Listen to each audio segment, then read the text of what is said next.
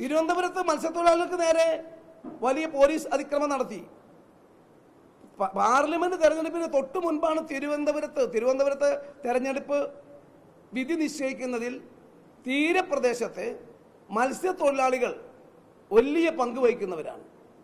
അവർക്ക് നേരെ പോലീസ് അതിക്രമം സൃഷ്ടിക്കപ്പെട്ടു. ഇതെല്ലാം പ്ലാൻഡ് സ്റ്റോറികൾ ആയിരുന്നു. അതുകൊണ്ട് CPM-ന്റെ കേന്ദ്ര നേതൃത്വം എന്തു പറയുന്നു എന്നുള്ളതാണ് കേരളം ഇപ്പോൾ കാത്തിരിക്കുന്നത്. ഈ തൃശ്ശൂരിന് BJPക്ക് അക്കൗണ്ട് തുറക്കാൻ വേണ്ടി ഞങ്ങൾ നേരത്തെ പറഞ്ഞിരുന്നു CPI ബലി കൊടുക്കുമെന്ന്. അന്ന് CPIയുടെ സ്ഥാനാർത്ഥിയും CPIയുടെ ജില്ലാ സെക്രട്ടറിയും ഉൾപ്പെടെ ഞങ്ങൾ പറഞ്ഞതിനെ പരിഹസിക്കാനാണ് ശ്രമിച്ചത്. ഇതെല്ലാം ഓരോന്നും അക്കമിട്ട് കൂട്ടി വായിച്ചുകൊണ്ടാണ് ഞങ്ങൾ ഈ CPIനെ ബലി കൊടുക്കും, CPM അതിനു വേണ്ടിയുള്ള അന്തർധാര ഉണ്ടായിരിക്കുന്നു. ആ അന്തർധാരയ്ക്ക് നിർദ്ദേശം കൊടുക്കാൻ വേണ്ടി ഫോണിൽ പോലും സംസാരിക്കാതെ എല്ലാ അകമ്പടി വാഹനങ്ങളും ഉപേക്ഷിച്ച് മുഖ്യമന്ത്രി ഔദ്യോഗിക വാഹനത്തിൽ CPM-ന്റെ ജില്ലാ കമ്മിറ്റി ഓഫീസിൽ വന്നു. 4 നേതാക്കന്മാരൊഴികെയുള്ള എല്ലാ ജീവനക്കാരെയും അവിടെ നിന്ന് പുറത്താക്കി. മാധ്യമ പ്രവർത്തകന്മാരെ പോലും അവിടെ അങ്ങോട്ട് പ്രവേശിപ്പിച്ചില്ല. 2 ഗേറ്റുകളും അടച്ചുപൂട്ടി. ഈ CPM ജില്ലാ കമ്മിറ്റി ഓഫീസിൽ മുഖ്യമന്ത്രി വന്ന് നടത്തിയ ആശയവിനിമയം തൃശ്ശൂരിലെ മാധ്യമങ്ങൾക്ക് പൂർണ്ണമായും അറിയാം. ഗേറ്റിന് പുറത്തുനിന്ന് വിഷ്വലെടുത്ത മാധ്യമ പ്രവർത്തകന്മാരുടെ ഫയലിൽ ആ ഷോട്ടുകൾ ഇരിപ്പുണ്ട്. ഇതെല്ലാം ഇതെല്ലാം ഈ തെരഞ്ഞെടുപ്പിന്റെ പീക്ക് ടൈമിലായിരുന്നു. ഈ ഡീലിന്റെ പ്രധാനപ്പെട്ട ഭാഗമായിരുന്നു. മുഖ്യമന്ത്രിയുടെ മകളെയും മുഖ്യമന്ത്രിയെയും വ്യക്തിപരമായി ആക്ഷേപിച്ച, ഇപ്പോൾ എന്നെയൊക്കെ കുടുംബപരമായും എൻ്റെ മകളെയും എന്നെയൊക്കെ വല്ലാണ്ട് വേട്ടയാടിയ ആളെയാണ് മറുനാടൻ മലയാളിയുടെ സാജൻ സഗറിയ. മുഖ്യമന്ത്രിയെയും മകളെയും അതിരൂക്ഷമായി വേട്ടയാടി. നെറ്റിയിൽ നിസ്കാരത്തഴമ്പുള്ളവരും താടി വെച്ചവരുമെല്ലാം മത തീവ്രവാദികളാണെന്ന് പ്രചരിപ്പിച്ചു. കേരളത്തിൽ ന്യൂനപക്ഷങ്ങൾക്കിടയിൽ വർഗീയ കലാപം ഉണ്ടാക്കാൻ തൻ്റെ ഓൺലൈൻ മീഡിയയെ ഭയങ്കരമായി ഉപയോഗിച്ചതാണ് മറുനാടൻ മലയാളി. ഒരു ജനപ്രതിനിധിയെ ജാതീയമായി ആക്ഷേപിച്ച് അറസ്റ്റ് വാറണ്ട് ഉണ്ടായി. ആ അറസ്റ്റ് വാറണ്ട് നിലനിൽക്കുമ്പോൾ അയാൾ അറസ്റ്റ് ചെയ്യാതിരിക്കാൻ കാരണം ADGP MR അജിത് കുമാറാണ്. RSSനും സംഘപരിവാറിന് വേണ്ടി കേരളത്തിൽ ഏറ്റവും കൂടുതൽ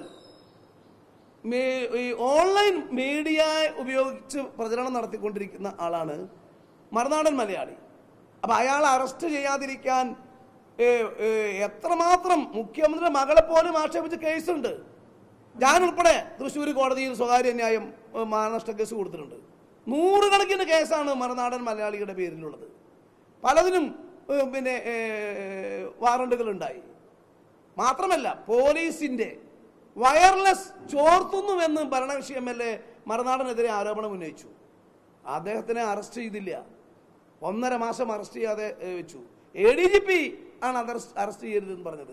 ADGP നിർദ്ദേശം കൊടുത്തത് RSSന്റെ തലപ്പത്തുനിന്നാണ്. ഡൽഹിയിൽ RSSന്റെ തലപ്പത്തുനിന്നാണ് മറുനാടനെ അറസ്റ്റ് ചെയ്യാതിരിക്കാൻ നിർദ്ദേശം കൊടുത്തത്. അതും മുഖ്യമന്ത്രിക്ക് അറിയാമായിരുന്നു. സ്വന്തം മകളെയും കുടുംബത്തെയും വേട്ടയാടിയ ഒരു ഓൺലൈൻ മാധ്യമത്തിന്റെ ആൾക്ക് നേരെ ജാതീയമായ ആക്ഷേപം ഉണ്ടായതിന്റെ പേരിൽ ഒരു ജനപ്രതി കൊടുത്ത കേസിൽ അറസ്റ്റ് വാറണ്ട് നിലനിൽക്കുമ്പോൾ അയാളെപ്പോലും അറസ്റ്റ് ചെയ്യാതിരിക്കാൻ RSS സ്വാധീനം വന്നു. ആ സ്വാധീനത്തിന് മുഖ്യമന്ത്രി ADGPക്ക് നിർദ്ദേശം കൊടുത്തു അറസ്റ്റ് ചെയ്യരുതെന്ന്. അപ്പോൾ ഇത്രയും ഒരുപക്ഷെ ഇന്ത്യയുടെ ചരിത്രത്തിൽ വേറൊരിടത്തും ഇങ്ങനെ RSSുമായി ഒരു മുഖ്യമന്ത്രി തൻ്റെ പാർട്ടിയുടെ പ്രഖ്യാപിതമായ ആശയങ്ങളെയും ആദർശങ്ങളെയും ബലി കൊടുത്ത് തൻ്റെ കുടുംബത്തിൻ്റെയും തൻ്റെ പാർട്ടി സഖാക്കളുടെയും മാനം സംരക്ഷിക്കാൻ വേണ്ടി ഡീൽ ഉണ്ടാക്കിയത് ഇന്ത്യയുടെ ചരിത്രത്തിൽ ആദ്യ സംഭവമാണ്. അതുകൊണ്ട് കേരള പ്രദേശ് കോൺഗ്രസ് കമ്മിറ്റി ഈ വിഷയം അതിശക്തമായി കേരളത്തിൽ ഉയർത്തിക്കൊണ്ടുവരാൻ വേണ്ടി ശ്രമിക്കുകയാണ്, തീരുമാനിച്ചിരിക്കുകയാണ്. RSSും CPM-ഉം തമ്മിലുള്ള ഡീല് ഞങ്ങൾ പുറത്തു കൊണ്ടുവരും. തൃശ്ശൂരാണ് അതിൻ്റെ കേന്ദ്രം. RSS നേതാവിനെ കണ്ടത് തൃശ്ശൂരിൽ, ഈ പൂരം കലക്കിയത് തൃശ്ശൂരിൽ, കരുവന്നൂർ കേസ് ED കേസ് അട്ടിമറിച്ചത് തൃശ്ശൂരിൽ.